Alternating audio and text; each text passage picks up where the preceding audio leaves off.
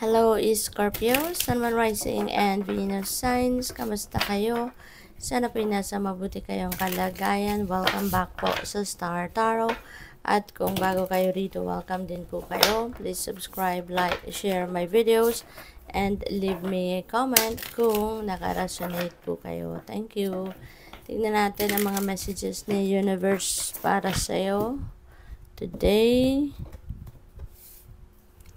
We have the Five of Cups, and so may lungkot, no? Merong ikinakalungkot kayo, maybe because there is loss, maybe you have lost someone, or maybe you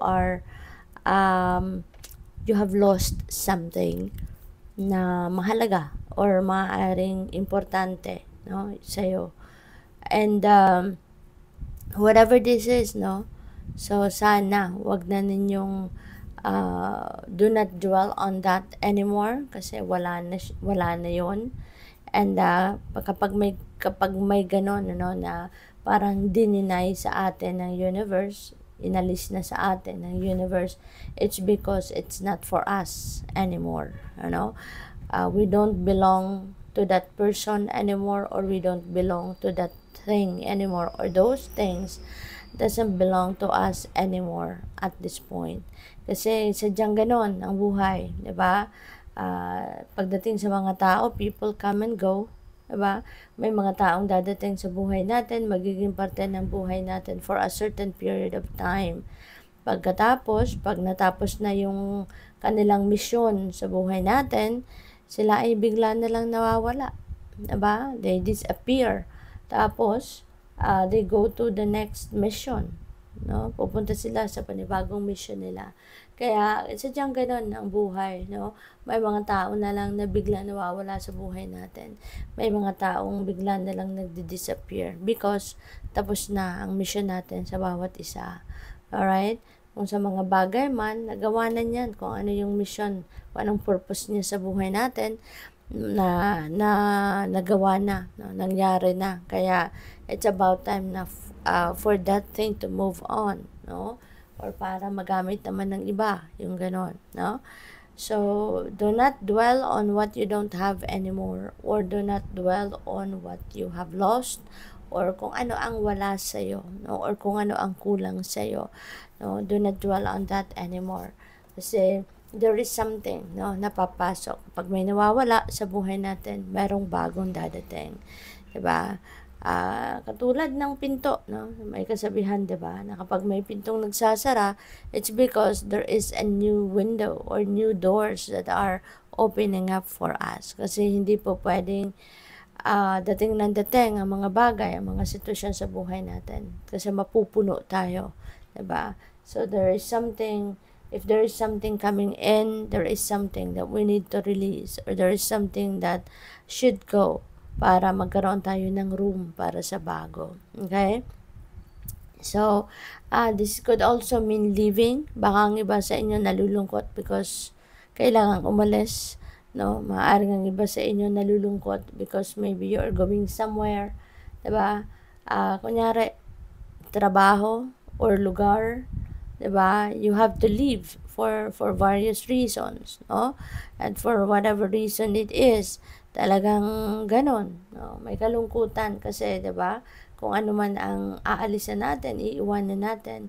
Siguro naging parte yan ng buhay natin na naging matagal tayo dyan, pwedeng ganon, no? Nagtagal kayo dyan, nakapag-develop na kayo ng friendship, ng magandang rapport with the people around you. So, syempre, may lungkot, no? But when you get to where you are going, diba? So, makaka-adjust ka din.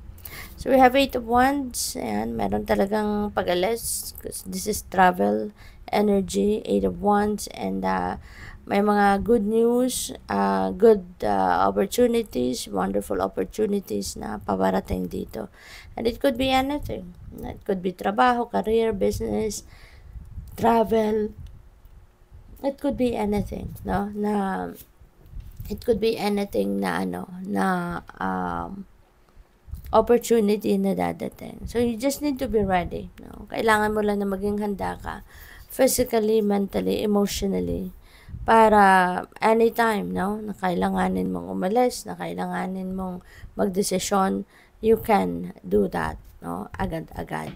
And mag-iingat din kayo. This is an energy of dishonesty.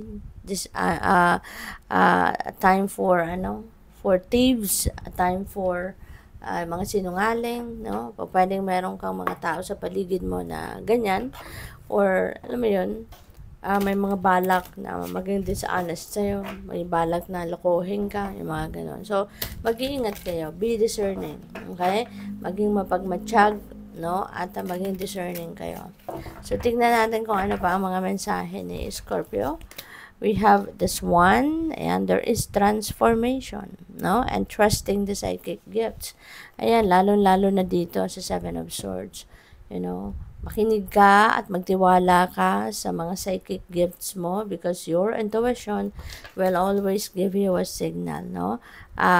Kung sino or kung anong sitwasyon ang dapat mong iwasan, kasi it's not going to bring you positivity or positive things, no? Kaya mag-iingat kayo at magtiwala lang kayo sa Panginoon, magtiwala kayo sa universe, alright? There is also going to be a massive change dito na mangyayari, maybe because of this merong mawawala, or merong aalis, merong mamimiss, whatever, or ito may mga bagong opportunity na dadating. So for sure, yung mga pagbabagong yan, that will cause a change, no, sa kalakaran sa buhay ninyo. We have truth. Some truth is coming to light. Merong mga katotohanan dito, maaring makapagpawindang sa inyo. May mga impormasyon, balita, na mga malalaman kayo sa ngayon na maaaring makapagpabago ng course of your life, makapagpabago ng takbo ng buhay ninyo. So, what else? We have focus. Kailangan, no, ninyo na mag-focus. Kailangan na kung meron kayong tina-target na gawin, meron kayong mga endeavor na sisimulan, focus kayo, you know, put your focus and attention to that, para wag ninyong wag ninyong i-entertain yung mga distractions, no? Instead, mag-focus kayo para matapos ninyo agad, ma-accomplish ninyo agad, magawa ninyo agad kung ano man ang mga dapat, no, or kailangan ninyong gawin. Alright? Good luck po. Thank you for watching. Love and light. Namaste.